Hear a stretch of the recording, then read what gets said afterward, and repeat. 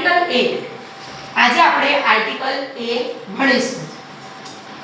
A is used in the front of singular countable noun.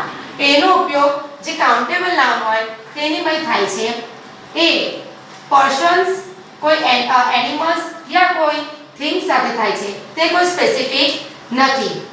We do not use and before the uncountable or plural noun. મતલબ કે જે ગણી ન શકાય યા પ્યુલર noun સાથે એનો ઉપયોગ થતો નથી.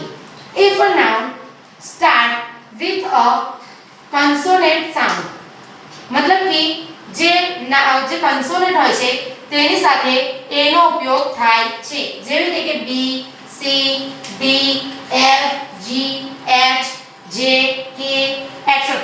એટલે કે આ જે કન્સોનન્ટ હોય છે તેની સાથે એનો ઉપયોગ થાય છે. વોવેલ સાથે એનો ઉપયોગ થતો નથી. ખાલી કન્સોનન્ટ સાથે એનો ઉપયોગ કરવામાં આવે છે અને તે હંમેશા નાઉનની પહેલા આવે છે. For example a cat.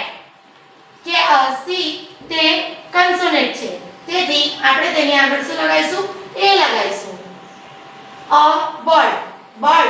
બર્ડમાં બી છે તે કન્સોનન્ટ છે, તેથી આપણે તેની આગળ એ લગાવીશું.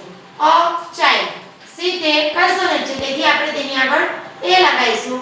અને અ ડોક્ટર, તેની આગળ આપણે એ લગાવીશું કારણ કે તે ડી છે. આમ કન્સોનન્ટની સાથે એ લાગશે અને વોવેલ્સની સાથે એન લાગશે. Thank you.